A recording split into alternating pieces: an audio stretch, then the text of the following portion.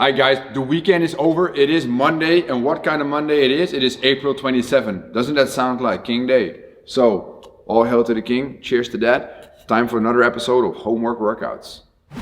Alright, to get started on today's session, we're going to do a simple general warm-up of only 4 minutes with 2 different movements. I have Jenny and Mariska for you guys here today showing you the movements. We're going to start off with what they call a forward stepping lunge, where we're going to add a 3-second pause in the bottom position to stretch out the hip flexor. So let's have a look at Jenny and Mariska, both starting off with their right leg.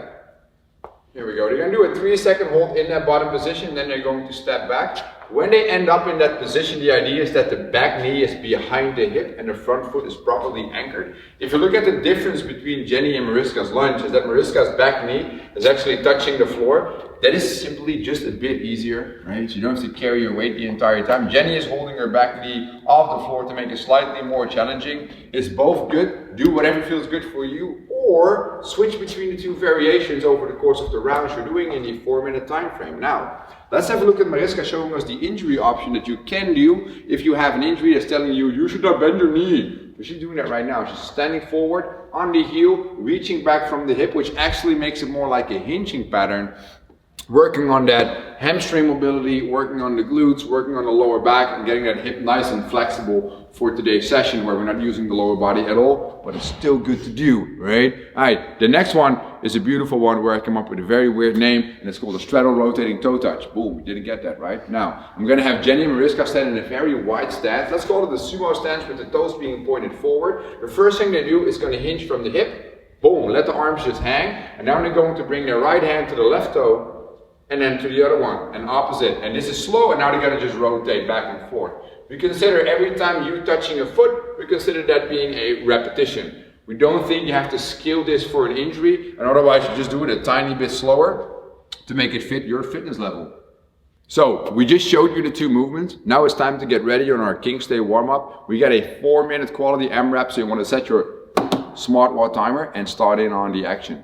Jenny, Mariska, they're ready. You should be ready. You should join us as well. We're going to start this one in 3, 2, 1. Let's go. Just 6 alternating forward stepping lunges with that 3-second hold in the bottom, stretching out the hips, specifically the hip flexor, getting the legs warmed up a bit, which is always a good way to start off the session. Make sure you properly anchor the front foot in the floor, and Mariska has that back knee on the floor, slightly easier. Jenny has it off the floor. And upon completion of your 6th rep, you go into a sumo stance, you hinge from the hip, and you start rotating for 12 repetitions. This is your second and last movement per round, and then you move on to the next round. You don't want to go fast in this one, you just want to keep moving nice and slow for a full 4 minutes, which probably makes you do approximately 4 to 5 rounds of this, which is all good. Don't go for reps, just go for quality and press pause.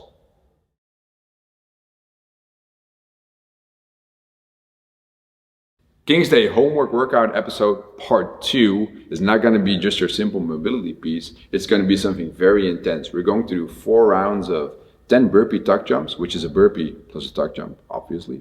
And then we do 20 quick mountain climbers followed by a minute of rest. It is 4 rounds for what? For reps? No. For time? No. It's for max effort. I want to see very fast and explosive burpees, and I want to see quick mountain climbing before taking that 1-minute break. Now let's head over to Jenny and Mariska showing you first the burpee tuck jump. Okay guys, please give me 3 reps of the burpee tuck jump. People at home, if you have 1 or 2, you can try it out right after. So you do the burpee, and after the burpee you pull up the legs in a jumping pattern. Beautifully done by the ladies. Good, nice and explosive movement. Jacks up the heart rate in even 3 reps already. Now, we're gonna have a look at Mariska showing you what you should do if you have certain injuries going on. Now let's first discuss the injury. I'm not allowed to jump today. In that case, you're going to walk the burpee.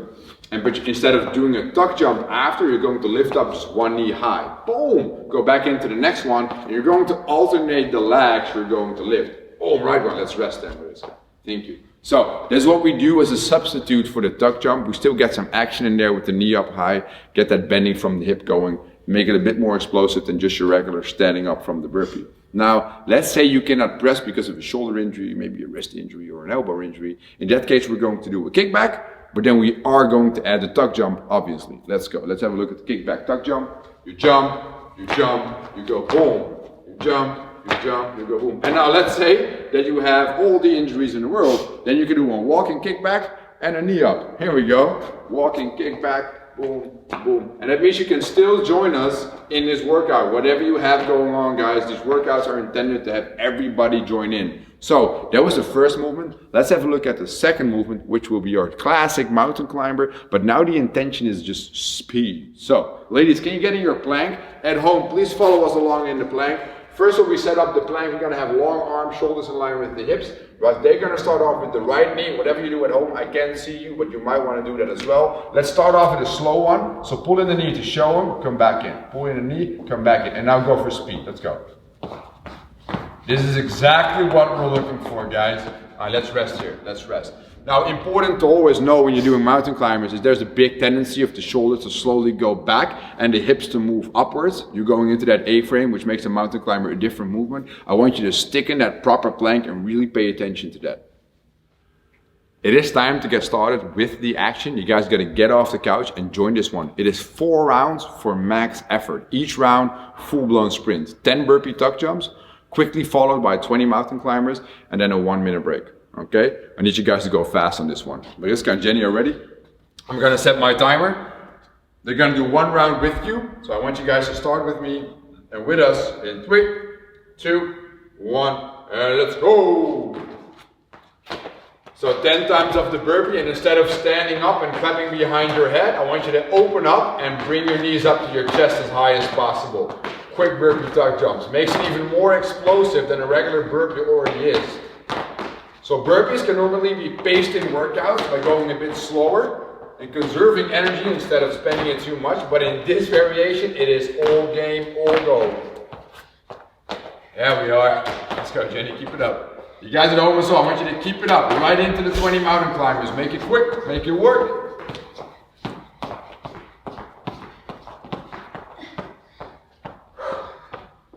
Checking the timer.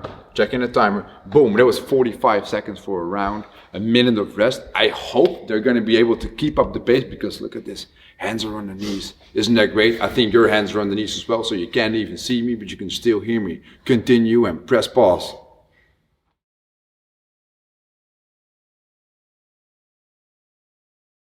It is time to have a look at the movements that we will do in today's workout piece, as in the end of our session on King's Day.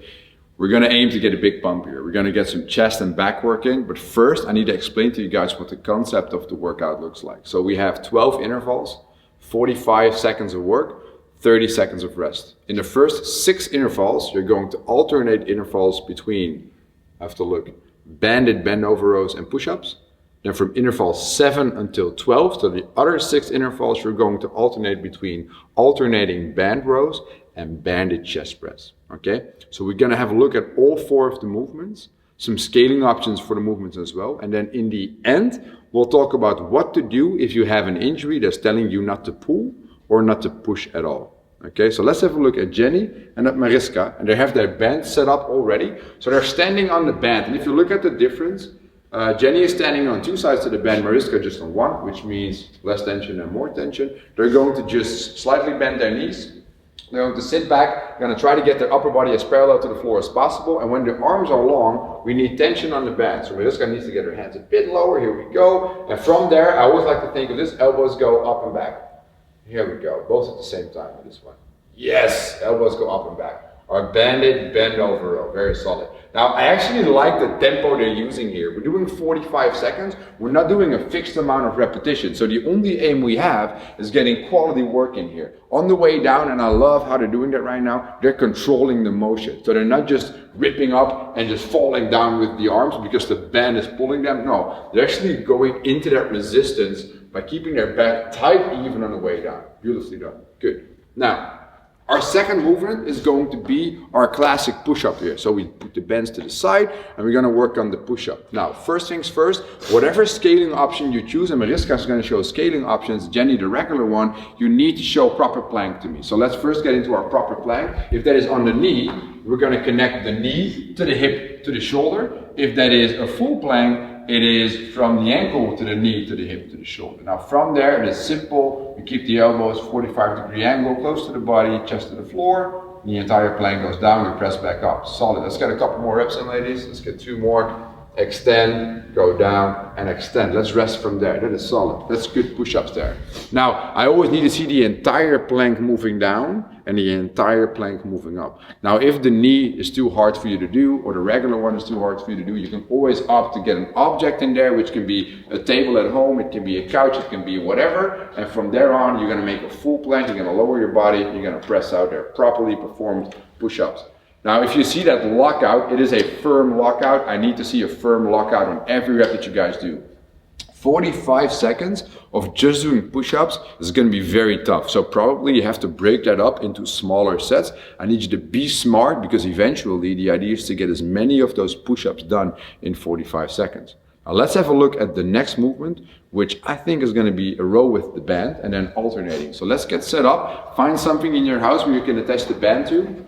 Luckily we have poles and door handles here, which you might have at home as well. Now Jenny's going to go for double again, and this guy for single. Now you want to have a very slight knee bend to support the body a bit more. Are they going to pull with the right arm first, and then they're going to bring the right arm back, and then the left arm comes, right? You guys are going to keep going in that pace. So it's really meticulously moving one arm at a time for doing these rows, keeping the same as they had in the bend over row, which is elbow pulls back.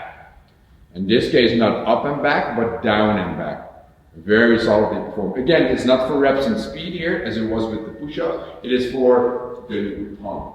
Now, our last exercise is going to be a banded chest press. So I want the ladies to move back into the place they were just standing. I want you to attach the band around your body. Oh, here we go. Grab it in your hands. You're going to have the hands next to the shoulder, elbows in, and from there you're going to literally just press the band forward, bring it back in. Press the band forward, bring it back in. Now if you guys keep going, I'll talk a bit about it. Now the simple thing here is this, the push-ups were very hard. Now here with the banded chest press, it is okay to up the tempo a tiny bit and make it a bit of a faster movement to get a good pump in the chest, in the shoulders, and in the triceps. You can play around with the positioning of the elbow to make it either easier or harder. And that was it for the banded chest press. Now, what we will do now is, like I said in the beginning, show you 2 movements that you can substitute as movements for no pulling and no pressing. And we're going to do it the following way. If in the first combination, the banded bend over row or the push-up, there is a movement you cannot do, one of the 2, you substitute that one for regular sit-ups. Mariska will show you regular sit-ups right now. She's going to have feet on the floor tucked. She's going to come up. She's going to try to get her entire body up, get the lower back in the floor first. So once she's coming up, shoulder blades come off first, then she crunches and she hinges from the hip. Beautifully done in the sit-up. Now you can rest there, Mariska. If in the second piece, from 7 to 12 minutes in the interval there, if you there cannot do either an alternating band row or a banded chest press, we're going to do the dying dolphin, which is a beautiful movement. So let's have a look at Mariska here. It's going to go into a hollow. It's going to go very quick with the hands, because this is exactly how a dying dolphin looks like. You guys are ready to get your King's Day pump that you cannot show anybody because you're probably sitting at home, but still. We're going to get our chest and back pumped up with this one. Grab your band and join us. We're going to start with band over rows with the band. We're going to hit some push-ups. We're going to do 6 intervals alternating between the 2.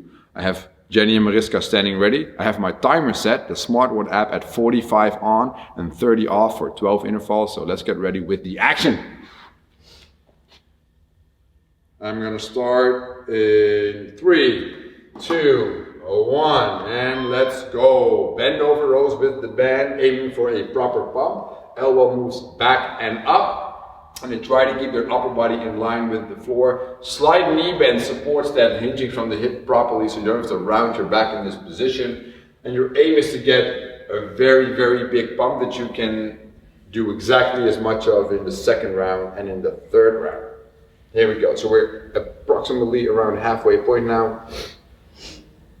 That means 15 more seconds from here, and then we have a 30-second break before moving on to the push-ups. Keep squeezing those lats, baby. Let's go.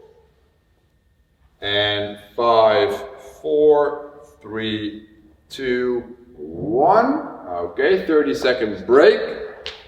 And it might look like a long break, but once you get into the flow of this little piece here with all the strict isolating movement, the pump will be so big that you have to take a break. So 30 seconds or just 15 seconds left. I want you guys at home to set up your plank as well, because we're gonna get ready to some push-ups here. We're starting in 10. I'm gonna count down from 5, 4, 3, 2, 1. All right, let's get it. So in the push-ups, guys, it is 45 seconds of work. You want to get a very good amount of push-ups in, which might mean taking quick breaks, taking shorter sets.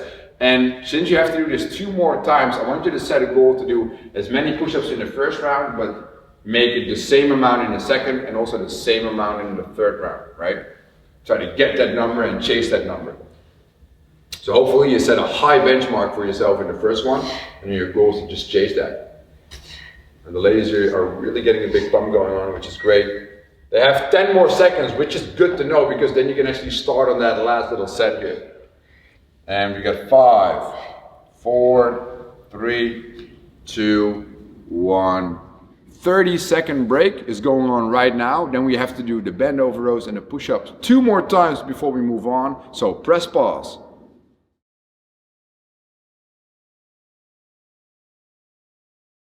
Okay, so we just finished 3 rounds, right, of doing the bend over rows, doing the push-ups. We get a big pump in the chest and back. So what do we do now? More chest and back for that King's Day upper body pump. They got 10 more seconds before starting on their second portion. That means, you're gonna look at the timer here. That means 5, 4, 3, 2, 1. And let's start on alternating standing band rows here. I love this exercise because even when you're pulling with the right arm, the left leg muscles, so the back muscles, are still supporting you in the spot there. So you really feel that pump coming along here perfectly. Nicely done. So 45 seconds of this to make the pump even better than we had in the first portion. We're about halfway in now. Keep going on. You see Jenny has the band entirely looped around the pole, which makes it slightly harder. It also means that this is the only way to get tension. And when this guy has a singly looped, it means you can easily play around with the tension by grabbing a bit more of the band or grabbing a bit less of the band. We got 5 more seconds. 3, 2, 1, and rest. And we take that band, we move on to our regular spot. Then we wrap it around the back. That's always a bit iffy because it can flip and it can change and it can go up and down, all that stuff. Make sure it's corrected properly. Make sure you keep tension on the band. And then we're going to hit that banded chest press. We're going to start with that in 10 seconds from now. And the goal is this: get a rep or more than you did in the previous round. 3, 2, 1, let's go. There we go, just a quick pump. So elbows move back, elbows move forward. I want you to think of that, right? And I think of pulling your elbows back. You can make a slight fly into press motion like Mariska is doing. You get some more chest action as well there. Very good. 25 more seconds, only 20 seconds in. So the push-ups were more like strength endurance. And now it's just pure endurance here in the muscles with so many repetitions with such a light resistance there.